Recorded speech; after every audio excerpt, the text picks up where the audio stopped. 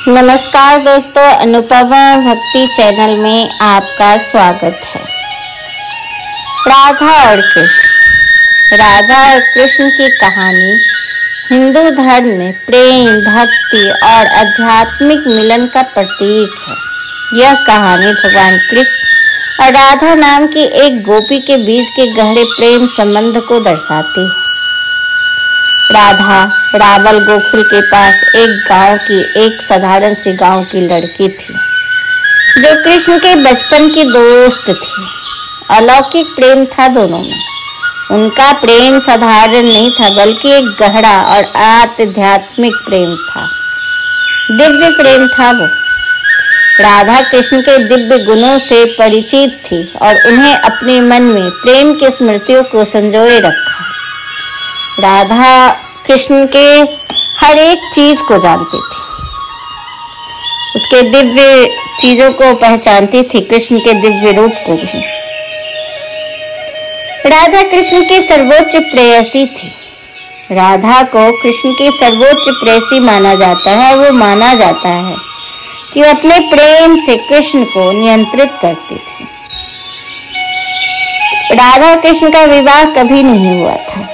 हालांकि कुछ कथाओं में राधा और कृष्ण का विवाह भी दर्शाया गया है, पर ज्यादातर कथाओं में यही कहा गया कि दोनों का विवाह नहीं हुआ था। उन दोनों का अमर प्रेम था। राधा और कृष्ण का प्रेम अमर है। इसे मानव जाति के लिए एक आध्यात्मिक प्रकाश माना जाता है। राधा और कृष्ण की प्रेम कहानी भारतीय साहित्य, कला और लोकप्रिय शिलाओं में आपको विषय में, फोटो, अथी सब में मिल जाएंगे। यह कहानी केवल प्रेम बल्कि भक्ति, त्याग, आध्यात्मिक मिलन का महत्व को भी दर्शाता है। राधा का प्रेम निस्वार्थ था, अटूट था। वह कृष्ण को बिना पाए बस कल्पना करके ही उनसे प्रेम करती थी। बस कृष्ण का दर्शन को वो चाहती थी, बस। कृष्ण भी राधा को बहुत प्रेम करते थे। उनका प्रेम राधा के प्रति समर्पित था। राधा और कृष्ण का प्रेम अमर है, ये तो सभी जानते हैं। उनकी अलौकिक प्रेम की कई कहानियां। कृष्ण जन्माष्टमी के मौके पर हम उन्हीं में से एक अनसुनी कहानी, या हो सकता है आपने सुना होगा, उसके बारे में हम आपके पास बोलेंगे इस वीडियो के माध्यम से। अभी जन्माष्टमी मनाया गया था। सभी ने जन्माष्टमी पे कोई कृष्ण बाल लीला की कहानियां कही या उसके ऊपर वीडियो बनाई। हम आज उनके प्रेम कहानी की बात करेंगे। राधा कृष्ण की प्रेम कहानी जो अमर है। पौराणिक कथाओं के अनुसार उम्र में राधा श्री कृष्ण से लगभग 5 साल बड़ी थी। एक कहानी के अनुसार राधा ने श्री कृष्ण को पहली बार तब देखा था जब माँ यशोदा ने कृष्ण को ओखल से बांध कर रखा था। कहा जाता है कि कृष्ण को पहली बार देखते ही राधा बेसुध सी हो गई थी। कृष्ण को देखते ही राधा को उनसे प्रेम हो गया था। राधा को ऐसा आभास हुआ जैसे कि कृष्ण के साथ उनका कोई पूर्व जन्म का रिश्ता हो। यही कुछ विद्वानों के अनुसार राधा ने पहली बार श्री कृष्ण को तब देखा जब वो अपने पिता के साथ गोकुल आई थी। जिस जगह पर पहली बार दोनों की मुलाकात, उसे संकेत तीर्थ के नाम से जाना जाता है। कहा जाता है कि श्री कृष्ण को 2 चीजें सबसे प्यारी थी, एक बांसुरी और दूसरी राधा रानी। राधा रानी कहीं भी हो, वो कृष्ण की बांसुरी की धुन सुनकर बरस पर खींची चली आती थी, बेसुध हो जाती थी, अपना नियंत्रण खो देती थी। बांसुरी बजना की राधा सुध बुध खोए बिना उनके पैर अपने आप चलने लगते थे। वो कोशिश भी करती थी कि पैर ना चले, लेकिन पैर रुकते ही नहीं थे। वो कृष्ण की तरफ खींची चली आती थी। जब कृष्ण राधा को छोड़कर मथुरा जाने लगे थे तो उन्होंने अपनी सबसे प्रिय मुरली राधा को भेंट में दी थी। राधा ने भी इस मुरली को वो कई वर्षों तक संभाल कर रखा था। जब भी उन्हें श्री कृष्ण की याद आती थी तो वह इस मुरली को बजाकर अपना दिल बहला लेती थी। वही श्री कृष्ण भी राधा की याद में मोर पंख लगाते थे। जी हाँ, आपको पता है कि मोर पंख श्री कृष्ण अपने मुकुट में क्यों लगाते हैं? बिना मोर पंख लगाए या उनको जब भी पूजा करते हैं या मूर्ति में, फोटो में, हर जगह आपने देखा होगा मोर पंख लगा रहता है। वैजंती माला पहने रहते हैं और मोर पंख। पौराणिक कथाओं के अनुसार श्री कृष्ण को मोर पंख तब मिला जब वो एक बार राधा के साथ उपवन में नृत्य कर रहे थे। उन्होंने इस मोर के पंख को उठाकर अपने सिर पर धारण किया और राधा ने नृत्य करने से पहले श्री कृष्ण को वैजंती माला पहनाई। इन कहानियों से पता चलता है कि भगवान कृष्ण ने बिना राधा के अधूरे थे और राधा बिना कृष्ण के अधूरी मानी जाती थी। वे राधा को अपना मानते थे और इसकी याद में जब मथुरा से वो गए थे तो मोर पंख और वैजंती माला धारण किया था राधा की याद के लिए। और राधा ने मुरली को अपने पास रखी कृष्ण की याद में। पहले की प्रेम कहानी ऐसी होती थी। किसी किसी खंड में राधा और कृष्ण की शादी भी बताई गई है। ब्रह्मा वैवर्त पुराण प्राकृतिक खंड अध्याय 48 के अनुसार यदुवंशियों के कुल गुरु गर्ग ऋषि द्वारा लिखित गई संहिता की कथा के अनुसार एक बार नंद बाबा श्री कृष्ण को लेकर बाजार घूमने निकले थे। उसी दौरान राधा और उनके पिता भी वहां पहुंचे थे। दोनों का वहां पहली बार मिलन हुआ और इसी दौरान दोनों की उम्र बहुत छोटी थी। उस स्थान को सांकेतिक तीर्थ स्थान कहते। संकेत का शब्दार्थ है पूर्व निर्दिष्ट मिलने का स्थान। मान्यता है कि पिछले जन्म में ही दोनों ने यह तय कर लिया था कि हमें इस स्थान पर मिलना है।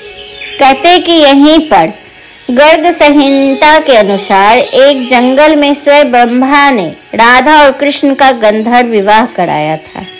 यहाँ हर साल राधा के जन्मदिन यानी राधा अष्टमी से लेकर अनंत चतुर्दशी के दिन तक का मेला लगता है। और इसी से हमें पता चलता है कि ब्रह्मा जी ने गंधर्व विवाह राधा और कृष्ण का हुआ था। ब्रह्म वैवर्त पुराण की एक पौराणिक कथा के अनुसार श्री कृष्ण के साथ राधा गोलोक में रहती थी। एक बार उनके अनुपस्थिति में श्री कृष्ण अपनी दूसरी पत्नी विरजा के साथ घूम रहे थे। तभी राधा आ गई। अब वे विरजा पर नाराज होकर वहां से चली गई। श्री कृष्ण के सेवक और मित्र श्रीदास माँ को राधा का व्यवहार ठीक नहीं लगा और वे राधा को भला बुरा कहने लगे। राधा ने क्रोधित होकर श्री दामा को अगले जन्म में शंखचूड़ नामक राक्षस बनने का श्राप दे दिया। इस पर श्री दामा ने भी उनको पृथ्वी लोक पर मनुष्य रूप में जन्म लेकर 100 वर्ष तक कृष्ण विच्छोह का श्राप दिया था। राधा को जो श्राप मिला तब श्री कृष्ण ने उनसे कहा था कि तुम्हारा मनुष्य रूप में जन्म तो होगा लेकिन तुम सदैव मेरे पास रहोगे। यही कारण था कि राधा और कृष्ण का बचपन में विच्छोह हो गया था। वे दोनों पृथ्वी पर जन्म तो लिए पर कभी मिल नहीं पाए। राधा श्री कृष्ण की मुरली सुनकर बावड़ी होकर नाचने लगती थी, ये तो मैंने बताया है। उनमें मिलने के लिए बाहर निकल जाती थी। उनके पैर बिल्कुल नहीं रुकते थे। गांव में कृष्ण और राधा के प्रेम की चर्चा चल पड़ी थी। राधा के समाज के लोगों ने उन पर घर से बाहर निकलना बंद कर दिया था।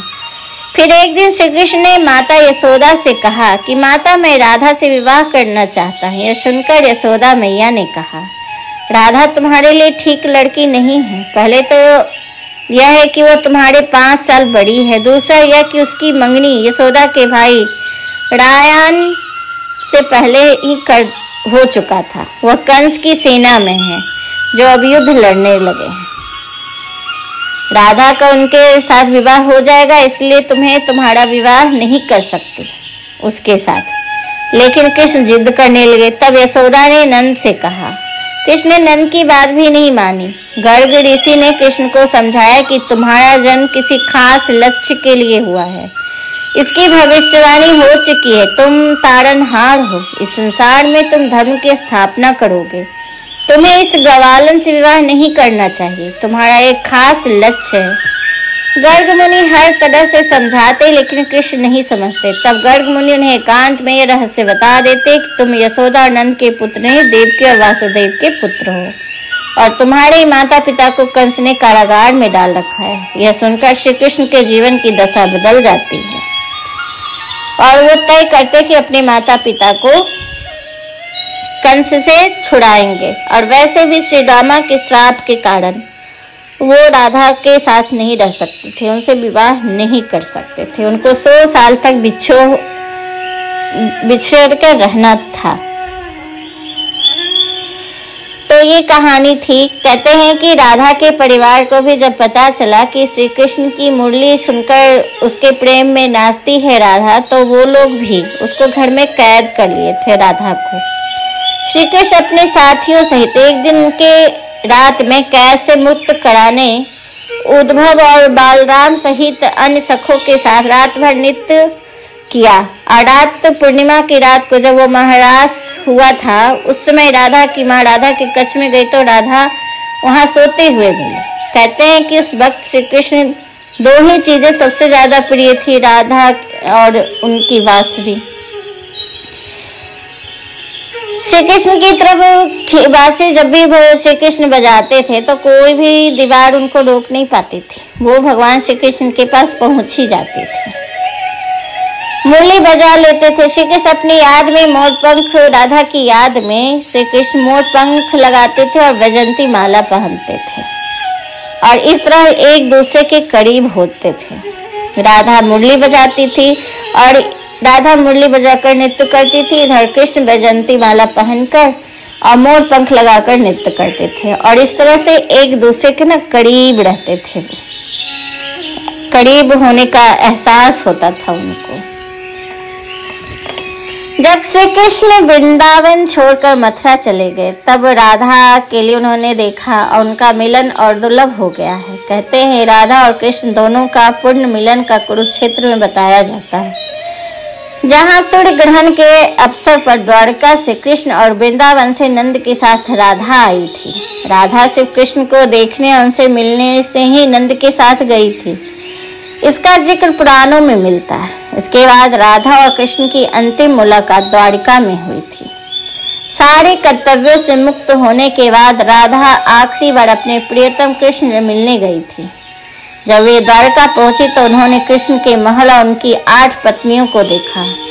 जब कृष्ण ने राधा को देखा तो वे बहुत प्रसन्न हुए। तब राधा के अनुरोध पर कृष्ण ने उन्हें महल में एक देवकी के पद पर नियुक्त कर दिया।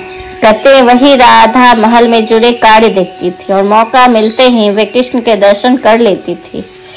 एक दिन उदास होकर राधा ने महल से दूर जाना तय किया। कहते हैं कि राधा एक जंगल के गांव में रहने लगी। धीरे धीरे समय बीता और राधा बिल्कुल अकेली और कमजोर हो गई। उस वक्त उन्होंने भगवान श्री कृष्ण को याद करने लगी। आखिर समय में भगवान श्री कृष्ण उनके सामने आ गए। भगवान श्री कृष्ण ने राधा से कहा कि उनसे कुछ मांग ले, लेकिन राधा ने मना कर दिया। कृष्ण ने दोबारा अनुरोध करने पर राधा ने कहा कि वे आखिरी बार उनसे बांसुरी बजाते देखना और सुनना चाहती हैं। श्री कृष्ण ने बांसुरी ली और बेहद सुरीली धुन में बजाने लगे।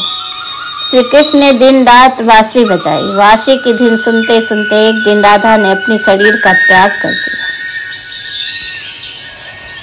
और इस तरह राधा कृष्ण से दूर चली गई। इन दोनों की कहानी, प्रेम कहानी अमर हो गई। राधा ने कभी श्री कृष्ण से कुछ नहीं मांगा था, बस बांसुरी और उन दोनों के प्रेम का प्रतीक सिर्फ बांसुरी था। कभी कभी तो बांसुरी से राधा जल जाती थी और कृष्ण को बांसुरी प्रिय थी, इसलिए राधा ने उसे हमेशा अपने पास रख ली, याद के लिए। राधा कृष्ण के प्रति गहरी भक्ति भी रखती थी। कहते हैं राधा माता लक्ष्मी की ही अवतार थी। जब रुक्मिणी से कृष्ण का शादी हुआ तो राधा के बारे में बात होना बंद हो गया। तो ऐसा भी माना जाता है कि राधा ही रुक्मिणी बनकर उनके महल में गई थी। तो राधा की कहानी प्रेम, भक्ति और समर्पण की थी। आपने देखा होगा सारी जितनी भी देवी देवताएं हैं सबके हाथ में त्रिशूल है, कुछ न कुछ अस्त्र शस्त्र है, पर राधा ऐसी है जिनके हाथों में कुछ नहीं है। वो सिर्फ प्रेम करती है और प्रेम के ही भक्ति में लीन रहती है। प्रेम से अगर आप राधा पुकारेंगे ना तो कृष्ण भी साथ देते हैं, उनकी बात मानते हैं।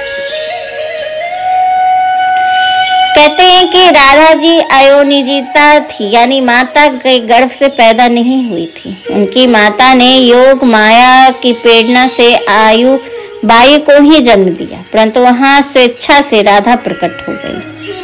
12 वर्ष बीतने पर वो यौवन में प्रवेश करते हुए माता पिता ने रायना गोप के साथ उनका विवाह निश्चित कर दिया था और उनकी शादी उन्हीं के साथ हुई और उन्होंने अपने सारे कर्तव्य का पालन करती रही, पर कृष्ण का प्रेम नहीं छोड़ा। उनका ये आत्मा कृष्ण के साथ थी।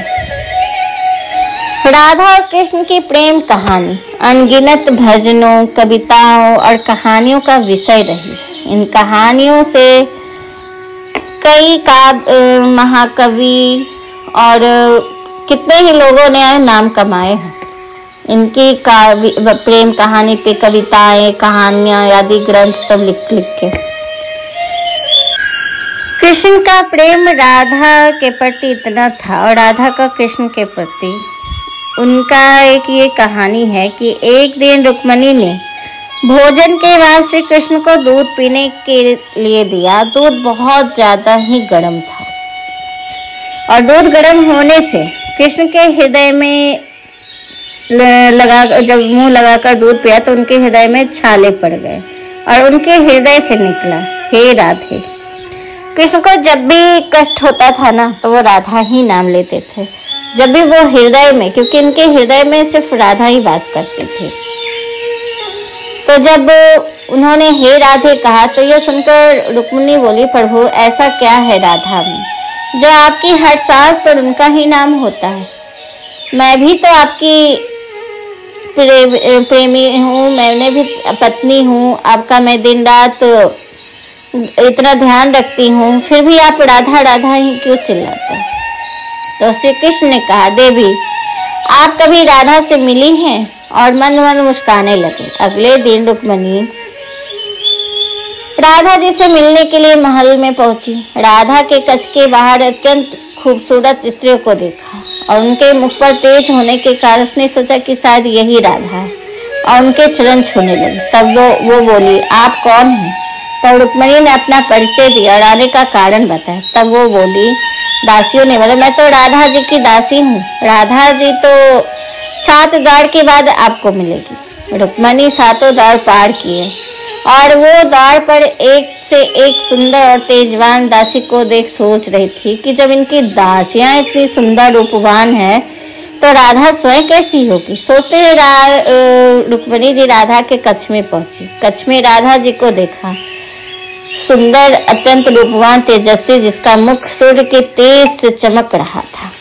रुक्मिणी सहसा उनके चरणों में गिर पड़ी, पर ये क्या, राधा जी के पूरे शरीर में छाले पड़े हुए थे। जी हाँ, श्री कृष्ण को कोई भी कष्ट होता था ना तो वो राधा को होता था।